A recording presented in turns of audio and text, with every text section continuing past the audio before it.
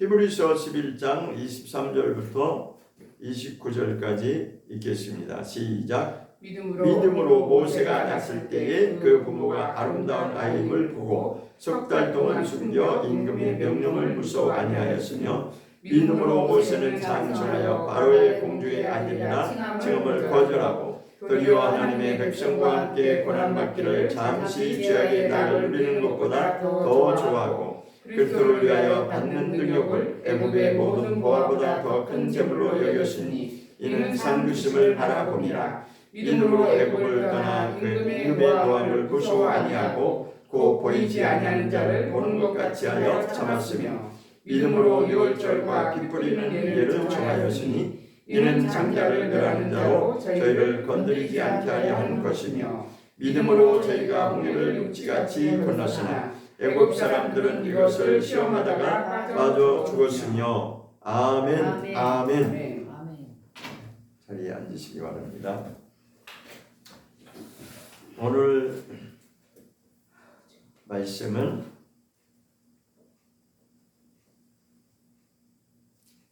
믿음은 보지 못하는 것들의 증거다라는 말씀을 은혜를 나누고자 합니다. 히브리서 11장 말씀은 믿음에 관해서 기록하고 있습니다. 믿음이 무엇? 과연 하나님이 기뻐하시는, 하나님이 원하시는 믿음이 무엇인지를 히브리서 11장은 말씀하고 있습니다. 그 1절에 히브리서 11장 1절에 보니까 믿음은 바라는 것들의 실상이다. 그리고 보지 못하는 것들의 증거다라고 시작하고 있습니다. 그러면서 선진들이 이로써 증거를 얻었다라고 말씀하고 있죠. 선진들이라고 하는 것은 구약의 모든 믿음의 사람들을 말하고 있는 것입니다. 구약의 믿음의 사람들은 그렇게 믿음으로 바라보면서 오실 예수 그리스도를 소망하면서 살았던 자입니다. 그러니까 예수 그리스도에 나타나시는 그날까지 그들은 예수님이 오실 길을 예비한 자들이죠. 그래서 그들을 두고 이렇게 말씀한 것입니다.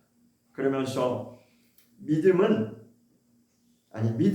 모든 세계가 지어졌다라고 3절에 말씀하죠. 우리가 이 보이는 세계가 있는데 믿음으로 모든 세계가 하나님의 말씀으로 지어진 줄을 우리가 알아야 된다는 것입니다. 그런데 그것은 보이는 것뿐만 아니라 보이지 않는 것까지도 하나님이 그렇게 믿음으로 우리가 받아들여야 됩니다.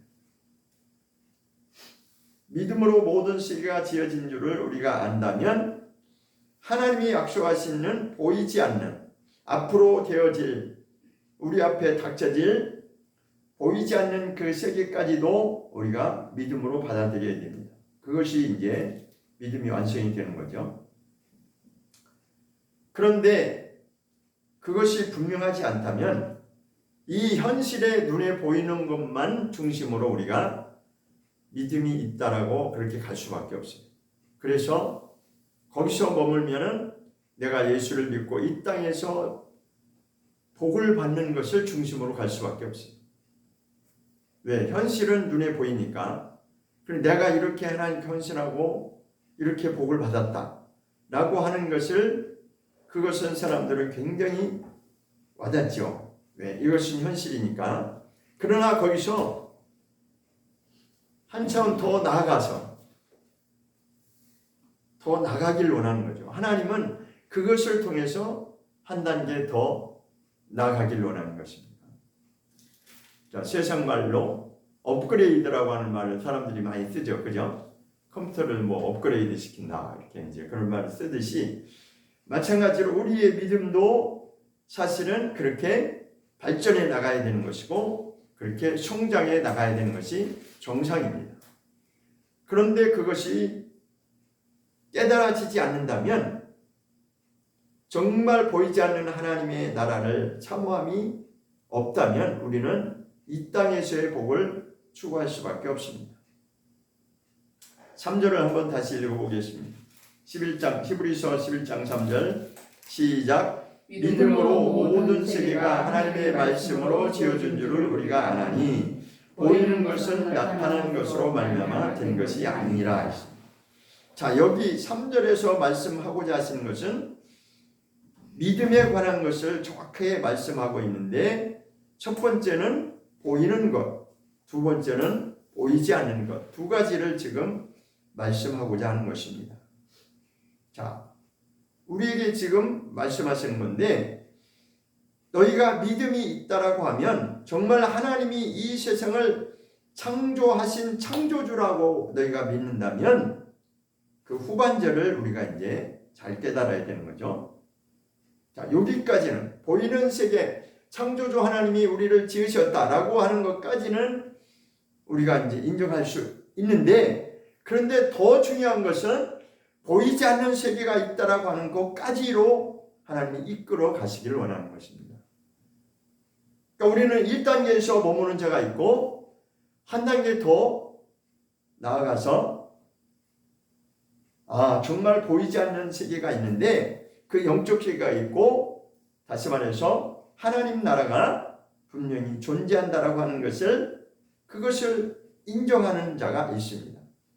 그것이 바로 후반절 말씀이죠. 보이는 거니까 하나님이 이 창조의 세계를 지으셨는, 물질의 세계를, 보이는 세계를 지은 것은 사실은 나타난 것으로 말미암아 된 것이 아니다. 이 말씀이 무슨 말씀이겠어요?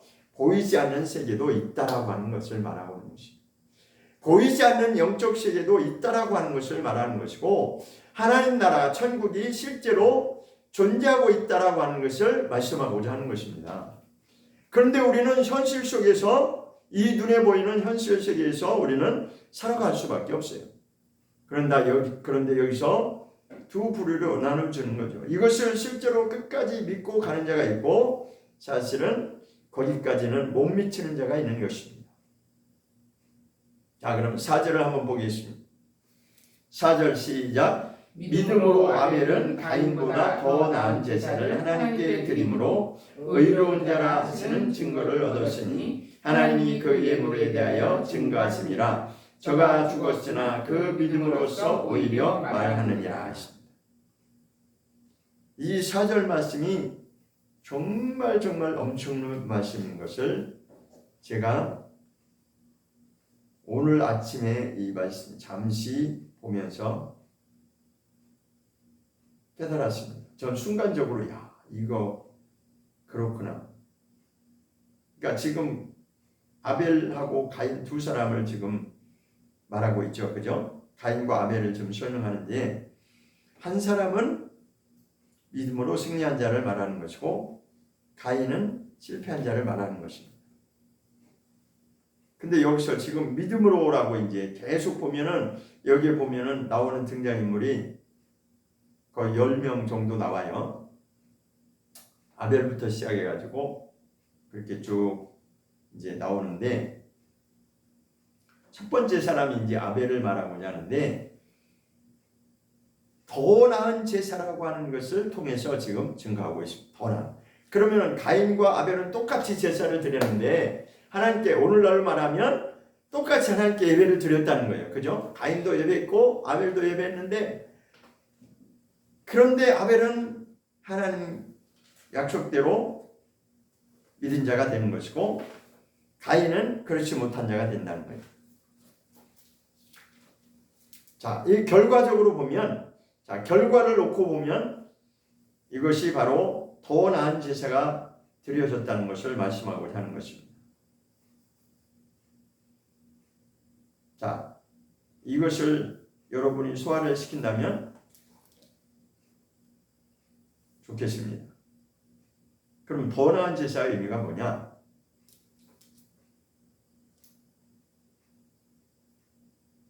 그는 뭐를 드렸죠? 아벨이 양의 피를 드렸죠. 그죠? 양을 잡아서 그럼 4장을 직접 창세기 4장을 보겠습니다. 창세기 4장. 이것이 인간이 죄를 짓고 나서 첫 번째 출발하는 두 부류의 사람이 딱 나눠지는 것입니다. 이제 아담이 범죄하고 나서 그 자손이 이제 둘이 나눠졌는데 그 자손이 누가 나왔냐면 아벨과 가인이 나왔죠. 그죠? 자, 가인보다 아벨을 먼저 보겠습니다. 4절.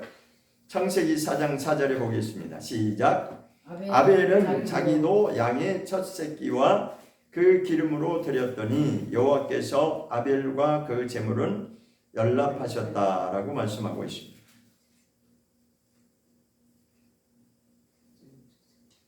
그런데 이제 가인은 농사하는 자였는데 자기는 농사한 그것으로 열매를 드렸겠죠. 그죠? 땅의 소산물로 제물을 삼아서 하나님께 드렸다라고 3절에 말씀하고 있어요. 그죠? 4장 3, 창세기 4장 3절에 보면 세월이 지난 후에 그러니까 그들이 이제 어느 정도 장성해서 세월이 지난 후에 가인은 땅의 소산물로 제물을 삼았고 아벨은 양의 첫 새끼와 기름으로 드렸다라고 말씀합니다.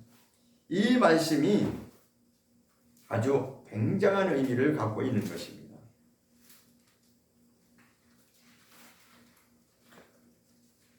그러니까 하나님의 언약에 대해서 이 안에 지금 암시하고 있는 거예요.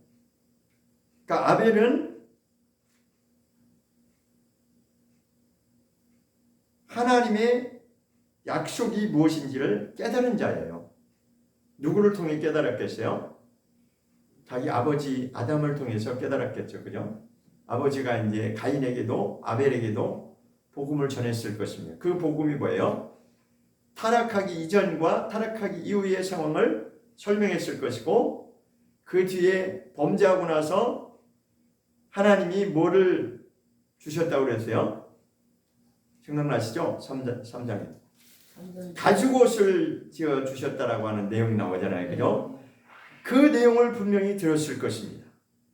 자, 가죽옷을 드린다고 하는 것은 무슨 의미라고 그랬어요? 언약의 증표로서 그 가죽옷이 나오려면 피를 흘려야 되고 양을 잡아야 되는 거예요. 그죠? 양을 잡든 어쨌든 짐승을 잡아야 가죽옷이 나오는 거예요. 그것은 바로 예수 그리스도께서 오실 예표에 대해서 미리 가르쳐 준 것이라고 우리는 거기까지 이해를 하고 있습니다.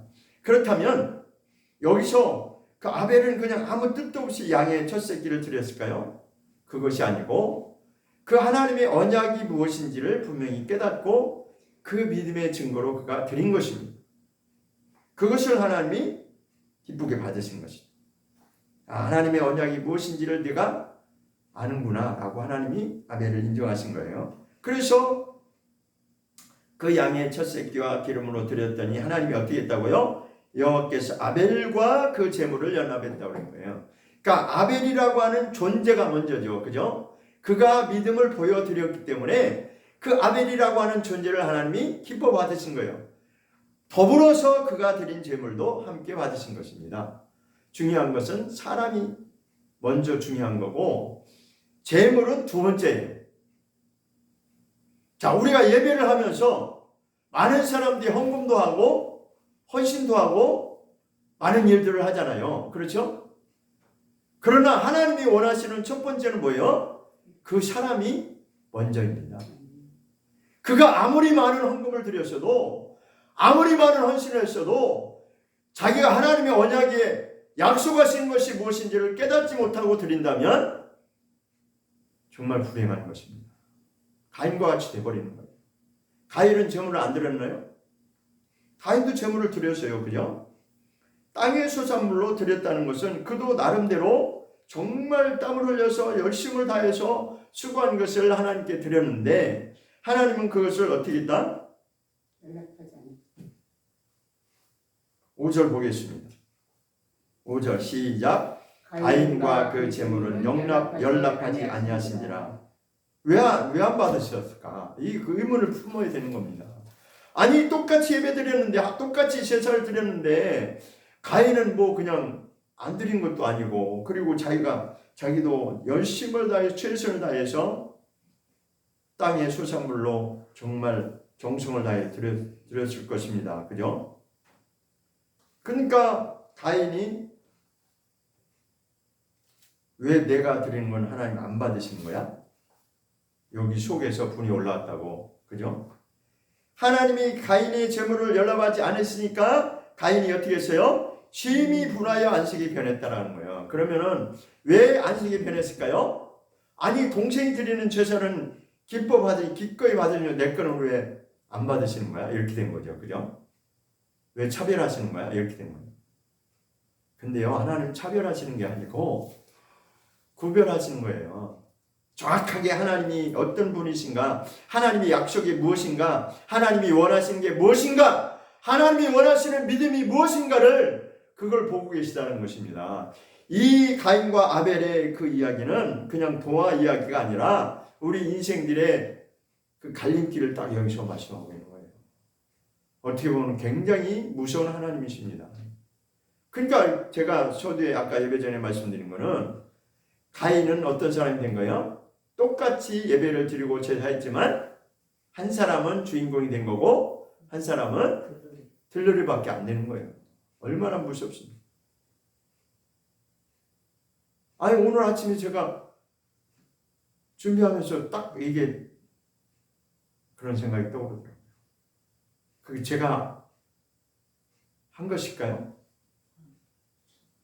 다 이유가 있겠죠. 그죠? 자, 그러면 여기까지 이해를 하셨으면 다시 히브리서 11장으로 가서 아벨이 더 나은 제사를 드렸다고 하는 것을 우리가 이제 소화를 시킬 필요가 있는 거죠.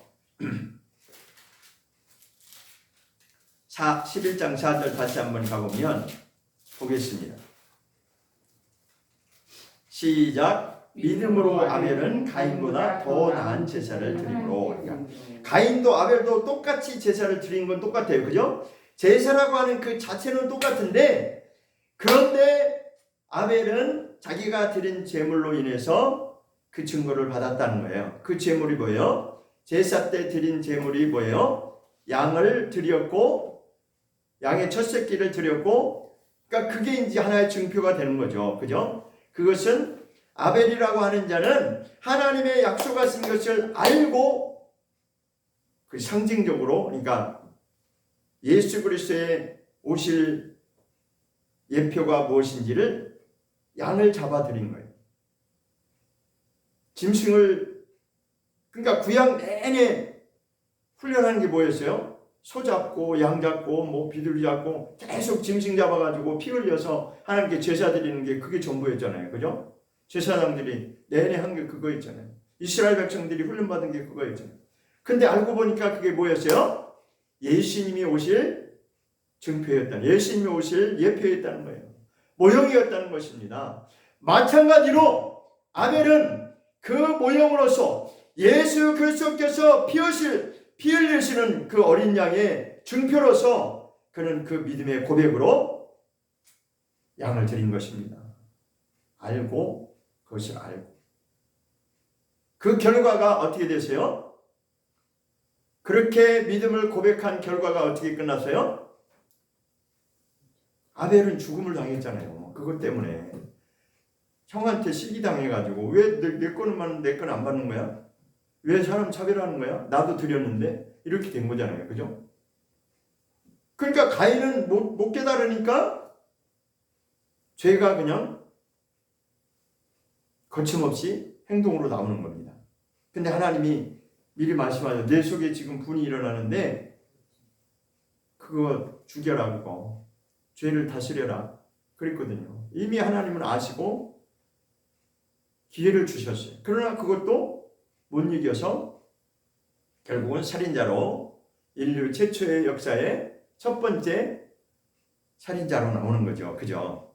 자, 그럼 여기서 더 나은 제사를 드림으로 의롭다라고 하는 것을 하나님이 인정하셨다라고 여기 말씀하고 있는데 하나님이 하시는 증거를 얻었다라고 말씀하고 있습니다. 결국은 죽었는데 증거를 얻었다라고 했습니다. 자, 우리가 볼 때는 아벨이 양을 드림으로 결국은 죽임을 당했는데 그 결과로 의롭다라고 하나님이 인정해 주셨다는 거예요. 증거를 받았다는 거예요. 확실하게 하나님이 인쳤다는 거예요.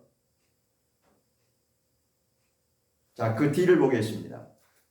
뒷부분에 후반절에 보면 하나님이 그 예물에 대하여 증거하심이라. 그러니까 예물에 대해서 증거했다라고 말씀하고 있어요. 그 예물이 무엇이었어요? 양이죠. 그죠? 양을 드린 그 예물을 하나님이 인정했다는 것입니다. 그 예물을 드림으로 인하여 양을 드리는 것에 대해서 하나님이 누구를 인정하니? 그 예물, 제물 자체를 하나님이 인정한 것이 아니라 그 제물을 드리고 있는 그 아벨의 믿음을 하나님이 기쁘게 받으셨다는 거죠. 왜? 가인은 똑같이 드렸지만 인정 안 했잖아요. 그죠? 그러니까 똑같이 제사를 드리고 있는데 깨닫느냐 못 깨닫느냐에 따라서 이렇게 딱 갈라지는 거예요. 그래서 그 결과는 뭐로 끝났냐면 죽음으로 끝났어요. 그래서 저가 죽었으나, 저가 누구예요? 아벨을 말하는 거죠. 그러니까 아벨이 죽었지만 그 믿음으로써 오히려 말하느니라. 이게 무슨 말씀입니까? 그가 죽음에 이르기까지 그는 자기의 믿음의 결과가 오히려 하나님께 상달됐다는 거예요. 그러니까 결국은 여기서 어디까지 나갔냐면 아벨은 순교한 겁니다. 여기서 순교, 믿음 때문에 순교한 거예요. 자기의 믿음을 고백하다가 하나님의 뜻은 이거다라고 고백하는 순간에 죽음이 온 거예요. 전율이 오지 않습니까? 결국은 하나님이 원하시는 건 뭐예요? 예수 그리스도께서 오셔서 죽음과 부활을 통해서 완성하시는 것이고, 그 다음에 두 번째로는 우리가 그 길을 따라가는 것입니다. 믿음의 선진들은 이것을 깨달은 자는 다 그렇게 갔다는 것을 지금 여기서 말씀하고자 하는 거예요. 하나님의 뜻이 뭔지를 깨달은 자는 그렇게 간다는 것입니다. 결국은 아벨은 자기를 죽이는 제사가 된 것입니다. 자기를 하나님께 드려진 것입니다. 자기 자신을 하나님께 드려진 바가 됐다라고 지금 죽음으로써 지금 증거한다, 그렇게 말하는 거예요. 죽고 나니까 결국은 하나님이 그 죽음을 통해서 이미 그는 믿음을 고백했고 하나님의 뜻이 무엇인지 믿음으로 고백했고 그 믿음의 고백 때문에 죽음을 당했고, 그렇지만 하나님은 그의 죽음을 인정하시고 굉장히 높이 평가하신다는 것입니다. 그래서 아벨이라고 하는 자가 첫 번째 순교자로 여기 나가는 것입니다. 자기의 죽음으로써 지금 후대, 지금 우리도 이것을 보고 있잖아요. 그죠? 믿음을 따라가는, 그러니까 믿음의 아브라함의 자손이라고 하는 우리도 지금 이 말씀을 읽으면서 이 길을 따라가는 자잖아요. 자, 그럼 오늘은 모세의 여정이 어땠는지 한번 봅시다. 모세는 그러니까 사람이 하루아침에 이루어지는 게 아니고 은혜를 받았다고 이렇게 하루아침에 이루어지는 게 아니잖아요. 출애굽기 2장을 보겠습니다. 거기까지 가야 된다는 것입니다. 진정한 믿음이 무엇인지 안다면 거기까지 가야 된다는 것입니다. 출애굽기 2장을 보겠습니다. 출애굽기 2장 11절부터 보겠습니다. 출애굽기 2장 11절 시작. 모세가 장성한 후에 한 번은 자기 형제들에게 나가서 그 구역함을 보더니 어떤 애굽 사람이 어떤 히브리 사람 곧 자기 형제를 치는 것을 본지라. 좌우로 살펴 사람이 없음을 보고 그 애굽 사람을 쳐 죽여 모래에 감추니라. 그러니까 여기에도 그냥 우리는 읽고 그래 모세가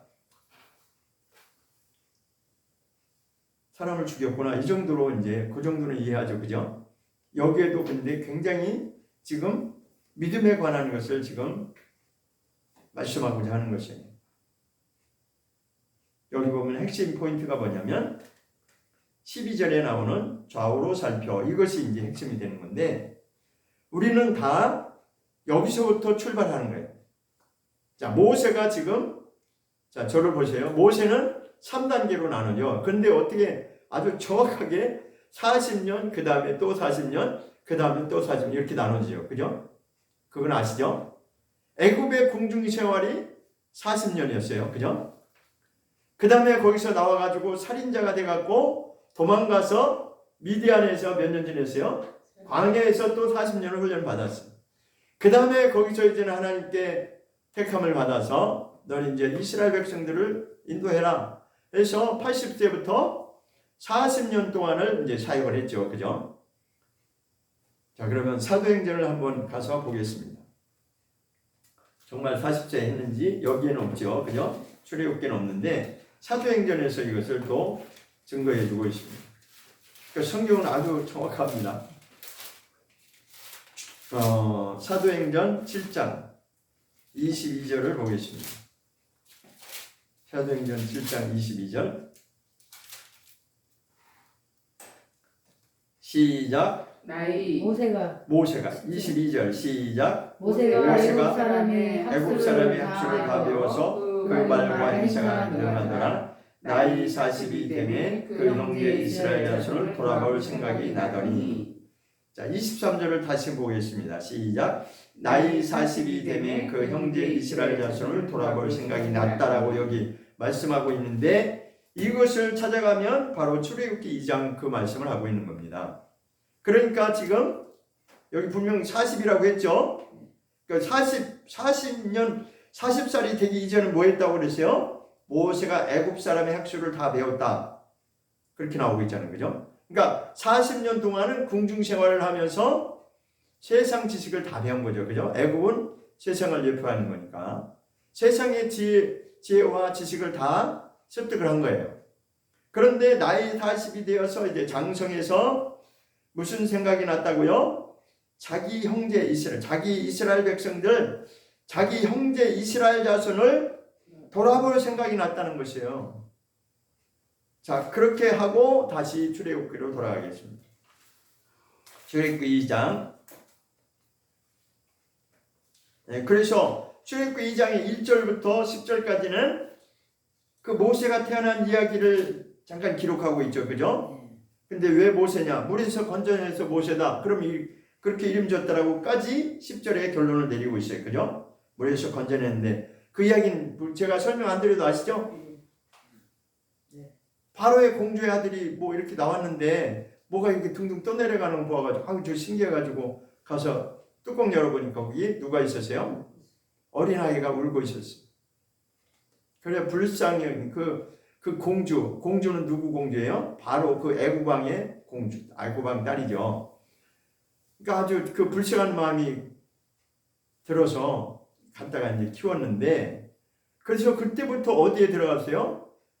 애굽의 궁중에 들어간 거죠. 왜냐하면 공주니까, 왕의 딸이니까 당연히 이 아기를 데리고 간 게 궁중이잖아요. 그래서 40년이 찰 동안 애굽의 궁중에서 그 아주 애굽의 모든 학술과 그런 지혜를 배웠다는 것입니다.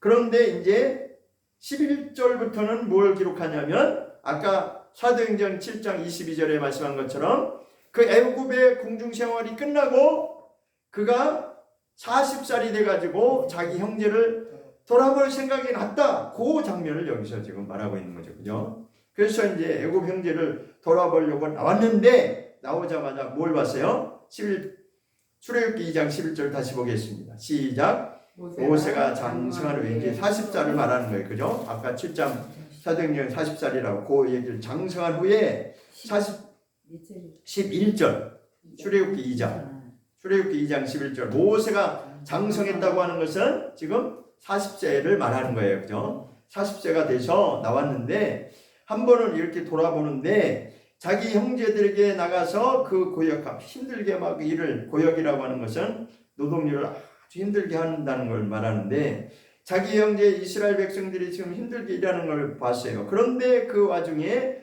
어떤 애굽 사람 한 사람이 자기 동족인 히브리 사람을 때리는 걸 봤다는 거예요. 그죠? 무슨 이제 다툼이 일어났겠죠. 다툼이 일어났든지 아니면은 종을 부리니 그때는 애굽 사람이 노예로 부렸으니까 그냥 일방적으로 때렸겠죠. 그죠? 자기 형제를 때리는 것을 보고 뭐가 올라왔어요? 이제 막 분이 올라왔겠죠. 누구처럼? 가인처럼. 그런데 이게 핵심이 뭐냐?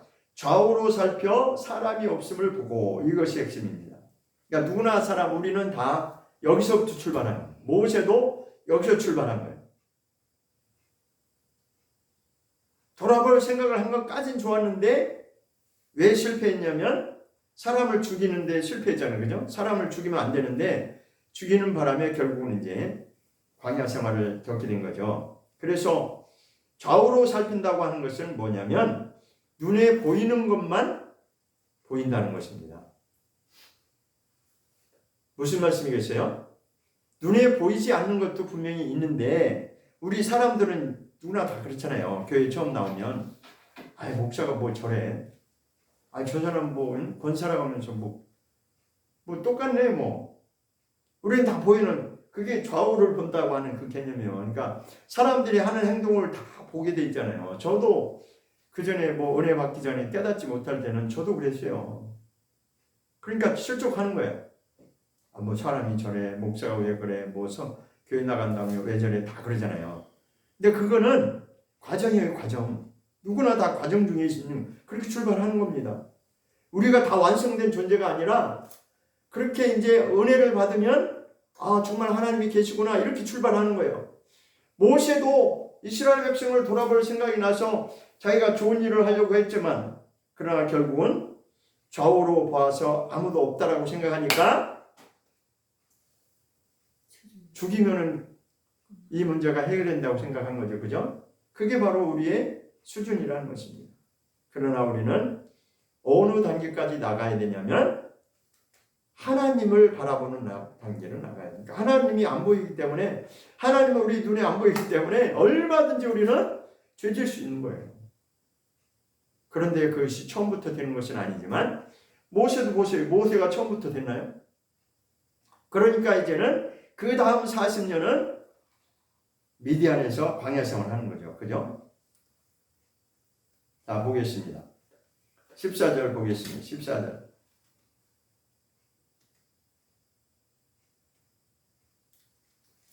14절 시작. 그가 가로되 누가 너로 우리의 주제와 법관이 삼았느냐? 내가 애국 사람을 죽인 같이 나도 죽이려느냐? 모세가 두려하여 가로되 일이 탈로 되었도다. 자, 그러면 그때 모세가 사람을 죽일 때 자기는 좌우로 살펴서 아무도 없다라고 생각해서 아주 담대하게 했는데 결국은 누가 나타났어요? 그것을 목격한 자가 여기 나타난 거예요. 그죠?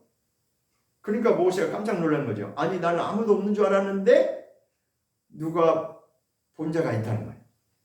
그러니까 우리는 그렇다는 것입니다. 언젠가는 이게 시간적으로 보면 언젠가는 시간이 지나면 들통난다는 것입니다. 그러니까 숨길 수 없다는 거죠. 그죠?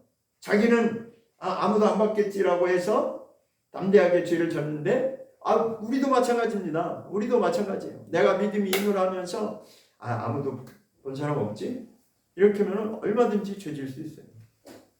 그래서 지난번에 제가 말씀드린 것처럼 이 양심에 관한 문제가 잘못 오류고 오작동하면 양심이 오작동하면은 그렇게 되는 거예요.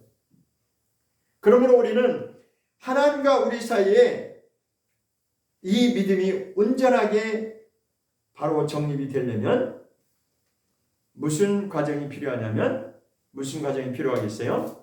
훈련의 과정이 필요한 겁니다. 훈련의 과정. 지금 그래서 이제 모세가 그 훈련 과정에 들어가는 것입니다. 15절, 2장 15절입니다. 시작. 바로가 이 일을 듣고 모세를 죽이고자 하여 찾은지라 모세가 바로의 낯을 피하여 미디안 땅에 머물며 하루는 눈물이었대. 자, 지금 미디안 땅으로 도망간 거죠. 그죠? 발각돼 가지고 어떤 목격자가 나타나 가지고 이제 바로한테 자기 민족인 애굽 사람한테 이런 일이 있었다라고 얘기했겠죠. 그래서 이제 살인자로 지명 수배가 됐기 때문에 도망간 거예요. 미디안. 근데 미디안 땅에서 몇 년을 기다려야 됐냐면 40년이라고 하는 기간을 그가 거기서 하나님이 다시 부르실 때까지 기다린 겁니다. 그냥 무한정 기다리기만 하는 세월만 가라고 기다린 것이 아니라 그가 거기서 훈련받은 게 있는데 뭐냐면 온유함을 훈련받는 그 훈련 기간이었어요. 그래서 나중에 이제 모세가 어떤 사람이 됐냐면 아시죠 여러분? 민수기 보겠습니다. 민수기 12장 3절. 민수기 12장 3절.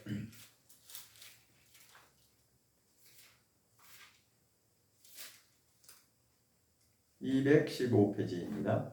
민수기 12장 3절 시작. 이 사람 모세는 온유한 민심의 모든 사람보다 승하더라 하십니다. 온유함으로 기준한다면 그때 그 당시에 세상의 어떤 사람보다 이 사람이 모세가 최고다라는 것입니다.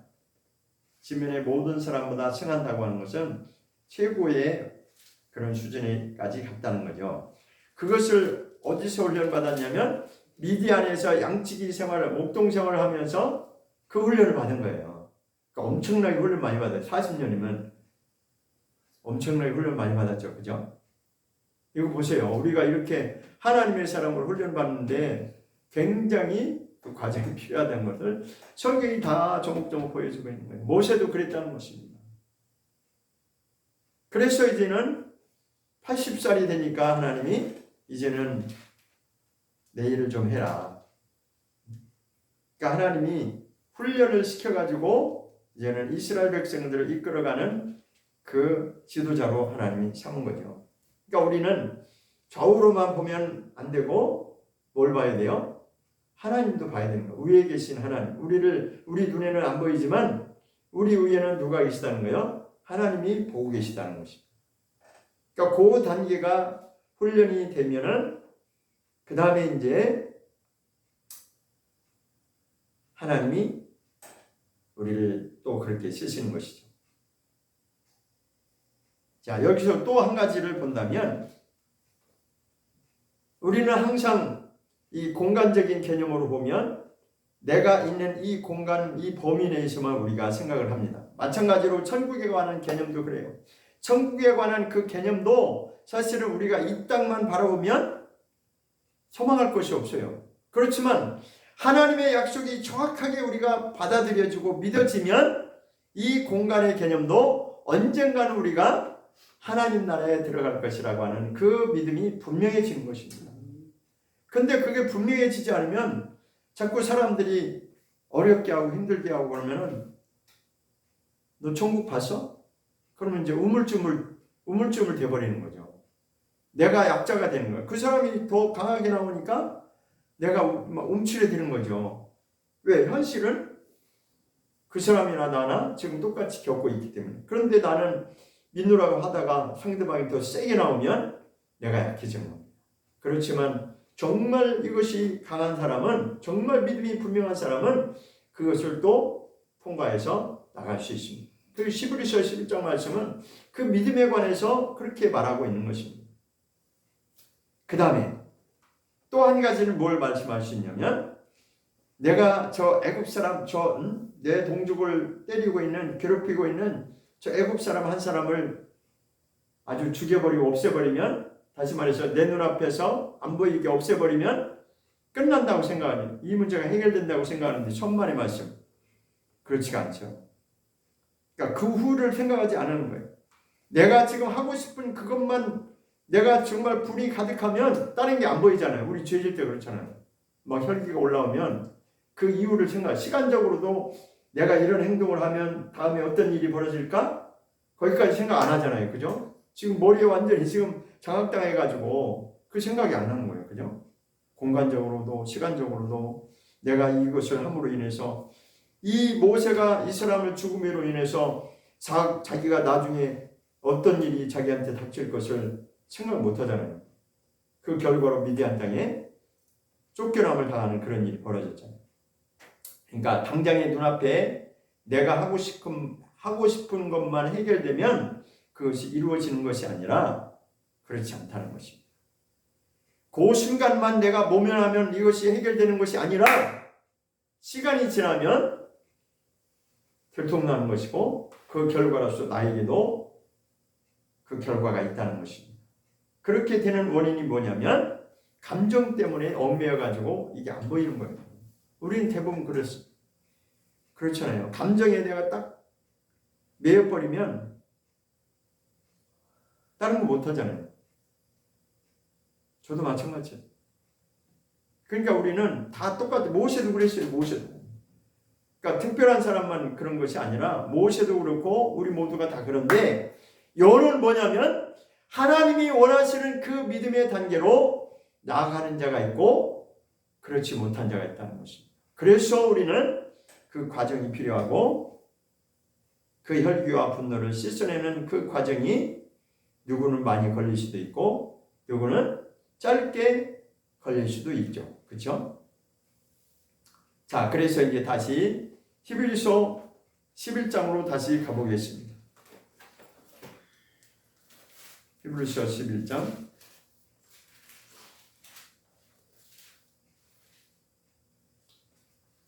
히브리서 11장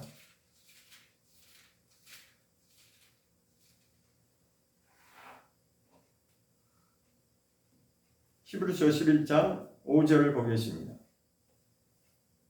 시작. 믿음으로 에녹은 죽음을 보지 않고 옮겼으니 하나님이 저를 옮기심으로 다시 보이지 아니하니라. 저는 옮기기 전에 하나님을 기쁘시게 하는 자라는 증거를 받았느니라. 유일하게 에녹은 죽음까지도 맛보지 아니하고 하늘로 하나님이 데려가셨다는 것입니다. 그런데 그렇게 그런 결과가 오기까지는 그가 아주 훈련을 잘 받은 거죠. 어떤 훈련을 받았냐면 하나님을 기쁘시게 하는, 그 창세기 5장에 보면 어떻게 살았다고 그랬어요? 하나님과 동행하는 자라고 그렇게 말씀하고 있는데 우리가 정말 그 단계까지 가는 것을 목표로 그렇게 살아야 됩니다. 지금은 그렇게 안 되고 있지만 정말 그렇게 되기를 사모하면서 자, 보겠습니다. 자, 그 믿음이 무슨 믿음이었냐? 창세기로 한번 가보겠습니다. 창세기 5장. 창세기 5장의 21절을 보겠습니다. 창세기 5장 21절. 21절부터 24절까지 시작. 에녹은 65세에 무두셀라를 낳고 무두셀라를 낳은 뒤 300년을 하나님과 동행하며 자녀를 낳았으며 그가 365세를 영속하였더라. 에녹이 하나님과 동행하였더니 하나님이 그를 데려갔으므로 세상에 있지 아니하였더라. 자, 여기 시간적인 개념에서는 65세라고 말하고 있습니다. 에녹도 처음부터 그렇게 했던 것이 아니라 65세라고 하는 그 시간 개념을 여기서 말하면서 65세가 되면서 어떤 사건이 있어요. 그 어떤 사건이 뭐냐면 무두셀라를 낳는 사건이었어요. 무두셀라를 낳고 나니까 하나님의 심판이 있다는 것을 깨달은 거예요. 그러니까 자기 아들을 낳는 그 시점에서 하나님이 그에게 메시지를 말씀을 주셨겠죠. 이 아이가 종말이 오는 그때가 바로 내가 이 세상을 심판할 것이다라고 하는 하나님의 말씀을 그가 깨달은 것입니다. 그래서 아들의 이름이 그런 의미를 갖고 있는 거예요. 무두셀라라고 하는 그 아들의 이름이 하나님의 심판을 내포하고 있는 그런 의미를 갖고 있거든요. 그래서 그때부터 에녹이 이제 정말 하나님이 심판이 분명히 있구나. 그러니까 노아로 말하면 노아는 이제 하나님의 심판이 있으니까 뭐 준비하라고 그랬어요? 방주 준비하라고 했어요. 그러나 노아가 태어나기 이전부터 에녹은 이미 하나님께로 받은 말씀이 깨달은 겁니다. 언젠가는 분명히 마지막 물로 심판하는 노아 홍수 그때 얘기하는 거예요. 지금이 아니라 그때. 언젠가는 물로 내가 심판할 것이다 라고 하는 것을 깨달았어요. 아들의 이름을 그렇게 지은 거예요. 그런데 그 시점이 언제냐면 그때가 언젠지는 몰라요. 몇 년, 몇 월, 며칠 그건 모릅니다. 그렇지만 그 의미는 아는 거죠. 내 아들이 종말을 맞는 그때. 다시 말해서 아들이 죽음이 오는, 그러니까 아들이 죽는 그 시점이 홍수나는 시점이에요. 근데요, 성경학자들이 연구하는 걸 보면 정말 정확하게 무두셀라가 죽는 그 시점이 홍수나 나오는 그 시점하고 정확하게 맞아떨어집니다. 그러니까 하나님은 분명하시죠. 그러니까 그것을 미리 에녹은 알고 노아보다도 벌써 전부터 에녹은 그것을 깨달았습니다. 그러니까 족보로 따지면 노아 아버지가 라멕이었고 그 할아버지가 무드셀라였고 증조 할아버지였죠. 그러니까 에녹은 증조 할아버지예요. 노아. 그러니까 노아가 태어나기 전부터 에녹은 이미 그것을 깨달아서 어떤 삶을 살았냐면 하나님과 철저하게 동행하는 삶으로 돌아갔다는 거예요. 바뀌었다는 거예요. 삶이. 분명하게 바뀌었다는 것입니다. 그냥 어설프게 적당히가 아니라 확실하게 바뀌어서 어느 정도로 바뀌었냐? 하나님이 그를 데려가실 정도로 그런 하나님과 동행하는 삶을 그가 살았다는 것입니다. 자, 다시 히브리서로 돌아가겠습니다. 히브리서 11장 다시 가보겠습니다. 자, 그렇게 계속 믿음에 관해서 지금 설명하고 있는데 중간중간에 보면 8절에 믿음으로 아브라함은 쭉 아브라함에 대해서 설명하고 있고 그 다음에 아브라함의 아들 이삭도 또 이제 나옵니다. 몇 절에 나오냐면 20절부터 나옵니다. 20절에 보면 믿음으로 이삭은 장차 오는 일에 대하여 야곱과 에사에게 축복하였다. 그러니까 하나님의 섭리대로 그렇게 살았다는 것이에요. 그리고 21절은 믿음으로 야곱은 죽을 때에 요셉의 각 아들에게 축복했다. 이게 계속 지금 하나님의 언약과 연결되는 것이에요. 하나님이 원하시는 것이 지금 무엇을 이루고자 하는 것인지 그것이 계속 이제 흐르고 있는 것입니다. 결국은 이제 그리스도가 나타나심을 그거를 준비하는 거죠. 그 다음에 22절에는 믿음으로 요셉은 임종시에 이스라엘 자손들이 떠날 것을 말하고 자기 해고를 위하여 명했다라는 것입니다. 그러니까 하나님의 약속이 지금 계속 진행되고 있는데 후손의 후손을 통해서 계속 지금 진행되고 있는데 이 믿음의 선진들은 아벨, 그 다음에 에녹, 그 다음에 노아, 그 다음에 아브라함, 그 다음에 이삭, 야곱, 요셉 계속 이렇게 연결되고 있는 것입니다. 그런데 오늘 핵심은 이제 모세는 어떻게 살았느냐? 23절부터죠. 23절. 믿음으로 모세가 났을 때 그 부모가 아름다운 아임을 보고 석 달 동안 숨겨 임금의 명령을 무서워 아니하였으며, 이 말씀을 왜 이렇게 기록하고 있냐면 그 당시에 잠깐 출애굽에서도 그 말씀, 애굽의 그 바로가, 애굽의 왕이 무슨 일을 했냐면 이스라엘 백성들을 남자가 태어나면 다 죽이는 일이 있었어요. 그런데 유일하게 모세가 살아남을 수 있었던 이유가 뭐냐? 바로 여기 기록된 것입니다. 임금의 명령을 무서워하지 않았다고 하는 게 핵심입니다. 그러니까 세상의 임금, 세상 임금이 말하는 것을 두려워하지 않고 그 모세를 살려놓은 거예요. 만약에 그것이 발각되면 그때 당시에 아들이 태어나면 무조건 죽이라고 임금의 추상 같은 명령이 떨어졌는데 만약에 그것을 어겨서 누군가를 숨겼다? 그럼 죽는 거죠.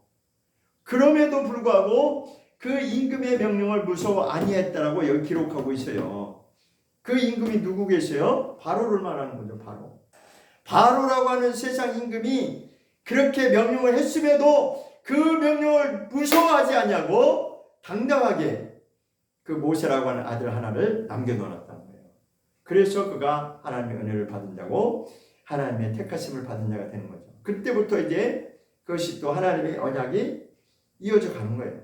그러니까 하나님의 일은 멈춤이 없는 거죠. 세상이 아무리 어떻게 변해도 하나님의 뜻은 그대로 진행이 된다는 것을 여기서 보여주고 있는 것입니다. 그래서 이제 그 모세가 죽지 않고 살아남아서 만약에 그 부모가 그 임금, 그 바로의 명령이 두려워서 자기 아들을 그냥 저 나일강에다 갖다 버렸다면 끝났겠죠. 그죠? 근데 하나님을 먼저 더 생각하고 하나님 앞에서 그들이 행동을 취했기 때문에 하나님의 은혜로 얘가 살아남은 것입니다.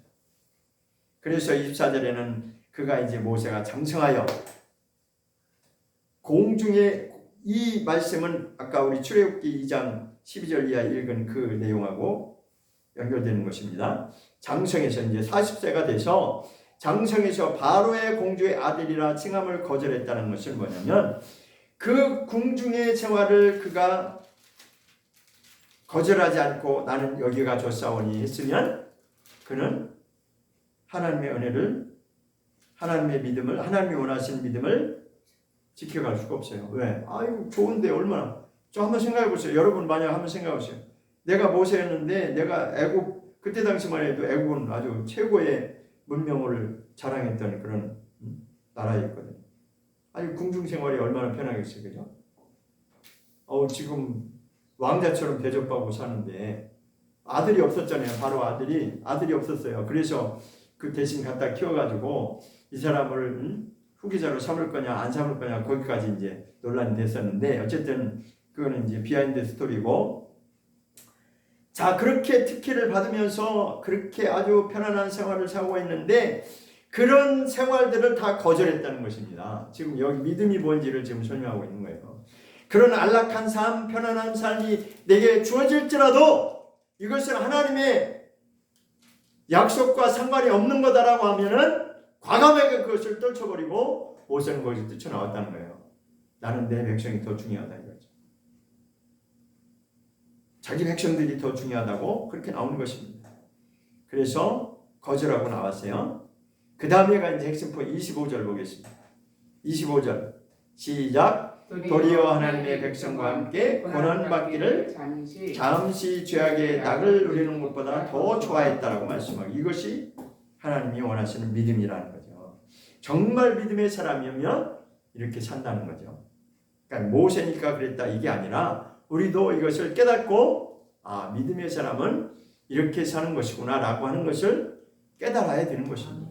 못 깨달으면 뭐 읽을 의미가 없어요.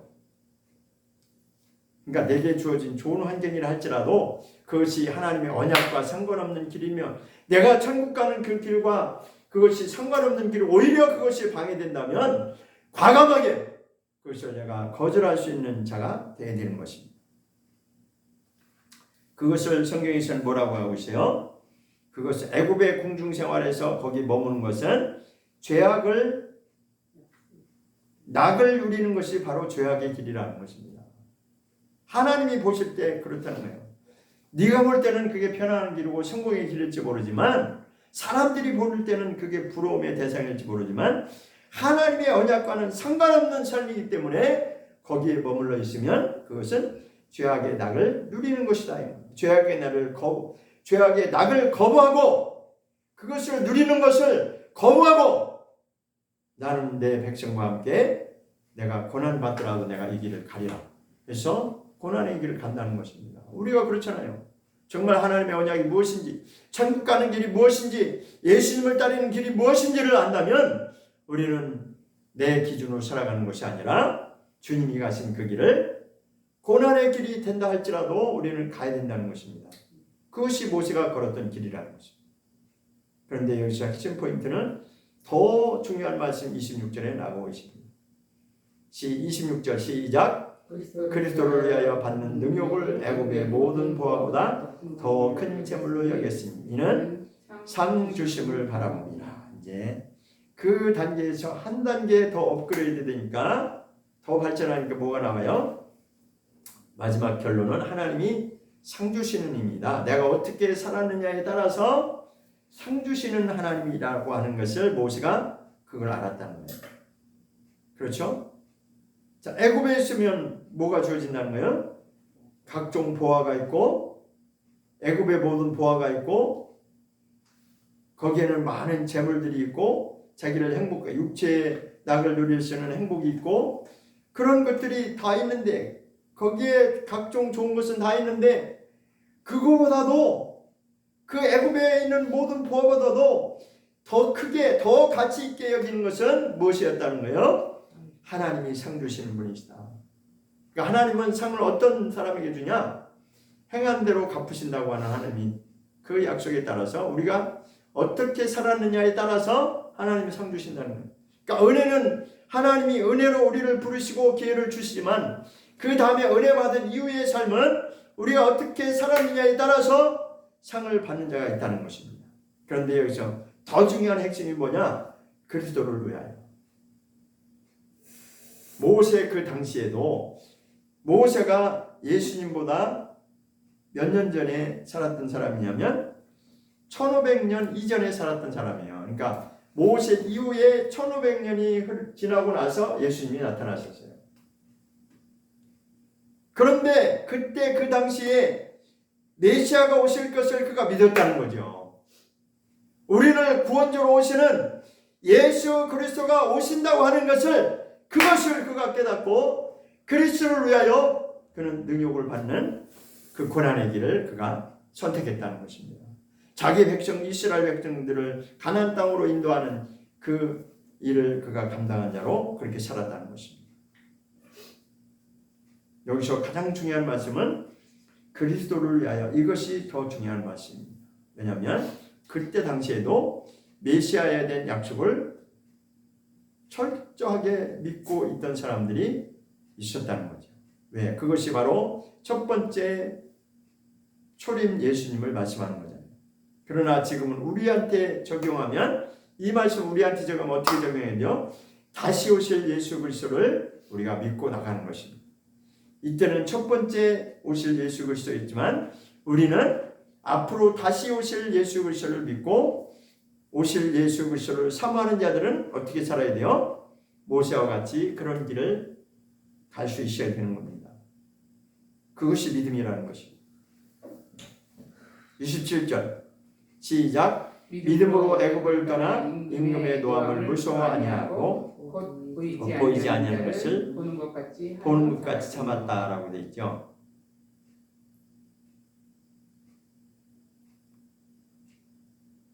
이것은 이제 두 번째 과정을 지금 말하고 있는 거예요. 애굽의 40년을 끝내고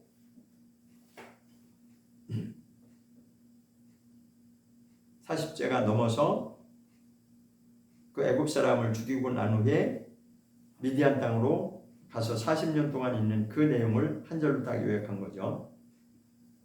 애굽을 떠나서 임금의 노함을 무서워하냐고. 임금이 누구 계세요? 그 바로왕을 얘기하겠죠. 임금이 자기를 찾는다고 그랬잖아요.